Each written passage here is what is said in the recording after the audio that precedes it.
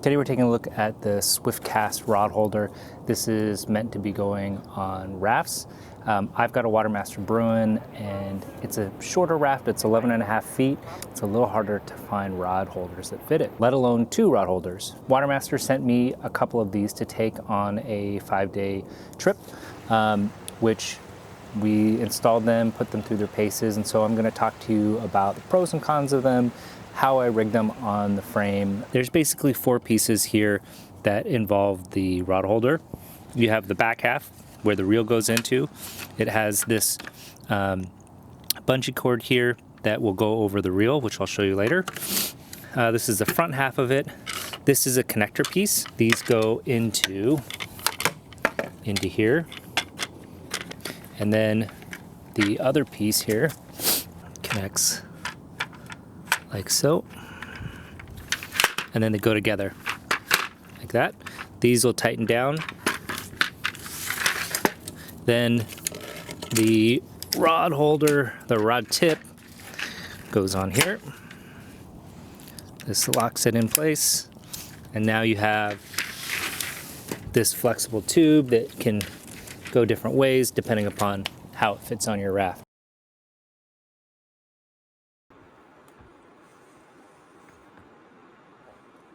I sit these close together on the Bruin, just because the closer these brackets are to each other, the more you can slide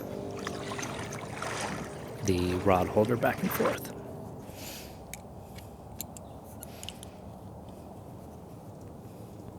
So one thing I wanted to show you how this connects. These little pieces fit into these little T-tracks. This just goes into here, just slides in. This piece here has little screws and little pieces in here that hook into each of these T-tracks. These can be a little fussy, so you just gotta line them up and they go on. Again, you have to line this one up, come together.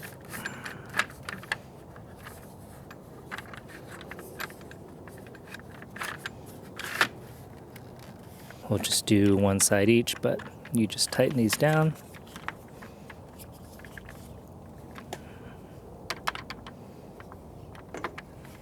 So as you put this thing together, this sort of demonstrates one of my pet peeves about this system, and that is that you have to take everything apart to take it on and off the raft. One of the problems is that these pieces are so big that they become wear points between the raft and the frame.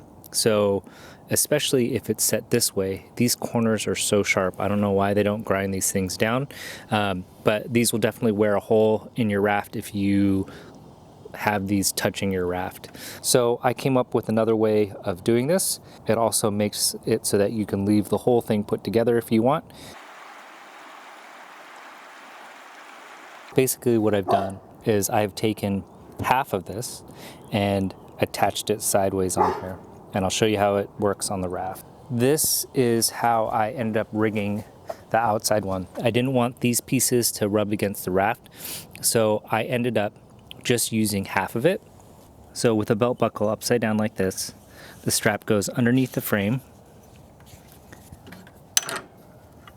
over the mounting piece and over, and then you can pull this tight. This can come back over here, come back over here, back over.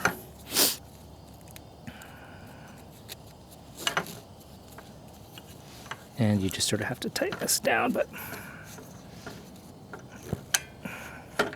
there. So when you have the whole thing on here, this thing doesn't move and it sits pretty well. Now, it does do a little bit of this, but with both pieces on, all the other stuff that you're gonna have on, it stays on nice.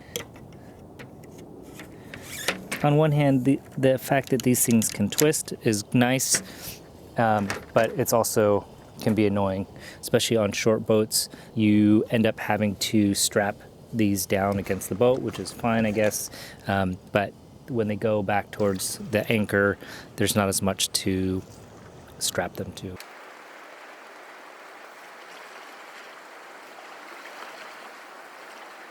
We live in the Pacific Northwest. We do a lot of fishing here, a lot of different kinds, trout fishing, salmon, steelheading. So I brought out 3 different rods. The one rod size that I left off was your standard 9-foot rod. They definitely work in here, so there's not much point in showing you. So let's take a look at the first rod. This is a 10.5-foot euronymphing 2-weight rod. Technically, they say that this doesn't fit in here. You have to remove the end cap, but if you're okay with the rod not seating completely down, you can definitely fit it in there. If you didn't have this, if I didn't have this fighting butt on the end of this rod, it definitely would be able to slide in. But you can just put it in here. The bungee still fits on there to help keep it from bouncing out. Obviously, one of the problems is that now the rod's exposed, but if you do put your hand down on it, the rod is going to be able to flex down into this trough, so that should help keep it protected. All right, so one of the things I wanted to show you how this works. So back here, there's this little tray that sits a little bit higher than the rod holder itself, and your bottom of your rod goes underneath that. Your reel goes on top of it, like so. And then there is this bungee cord with this thing that sort of slides down, and that sort of keeps it from coming up. In our neck of the woods, spey is a big thing, and there's way more trout than steelhead, so a lot of people here are really into trout spey.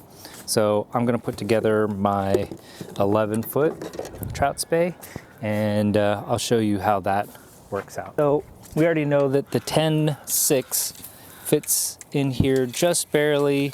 Let's just put the 11-footer in here and see how this does. It's sliding in. I'm kind of going slow here. And that's the bottom right there. So you can kind of see here, let me show you down where the reel seat is, how much it overhangs here. You know, if you were okay with this, you could certainly put the bungee across it. This is definitely above the trough, and you know, if I push down on this, is even going all the way in, just sort of how the reel is sitting. So that's probably not safe. Definitely get away with it if you need to, but another option that you can do here, and let me take this out, you can certainly break this rod in half. And now if you could either fold it over, let's say you were folded it over, probably does a little better like that. You know, you gotta sort of fidget that in there. Let me show you. So in order to fit this rod in here, I can't just, the cork handle is too big to fit in here, so I actually have to do something like this. Now it can fit in there. Because we're in the Pacific Northwest, we love our spey rods. I have a big rod here. I've got the old Sage Brownie. This is a 9-weight 14-foot rod. So this kind of fits in this tray. Again, this handle is too big, and the spey rod can't sit down in here. It does fit lengthwise, so if you're kind of okay with that, you know, you could use the bungee cord on here to help keep it from bouncing out. It certainly is better than no rod holder, I think.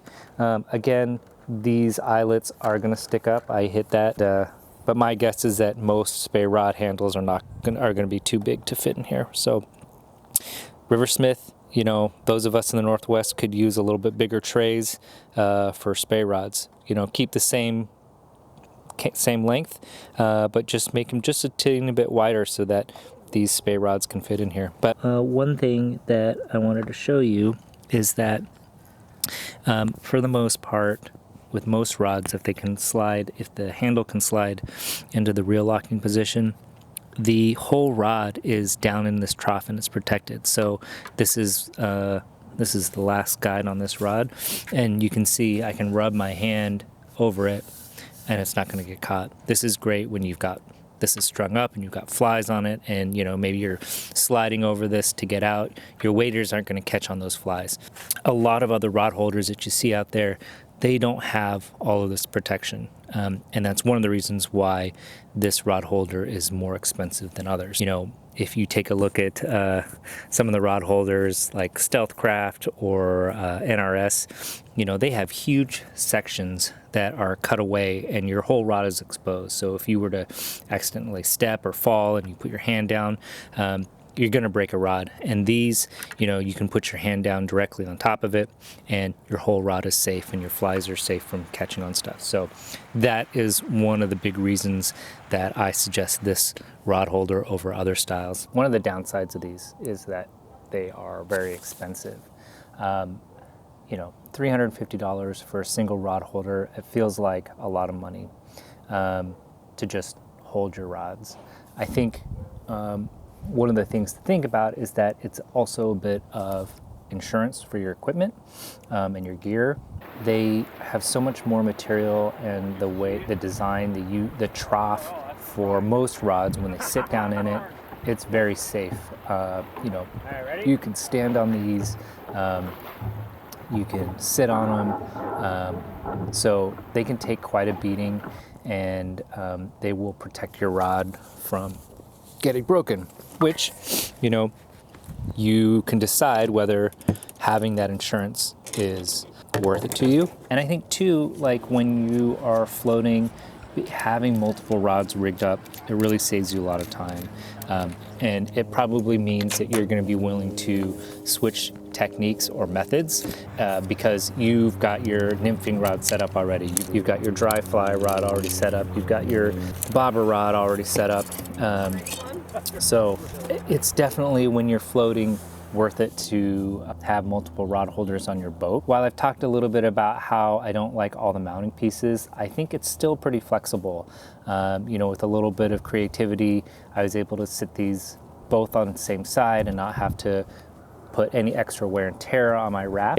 Yeah, they're fairly lightweight, so they're not adding a lot of extra weight to your boat, which is nice. They're not made out of aluminum or metal or steel or something like that. So they're made out of plastic and they're super strong. So it's sort of a nice combination of both, of being lightweight and strong. The tip piece, I'm sort of half and half on that.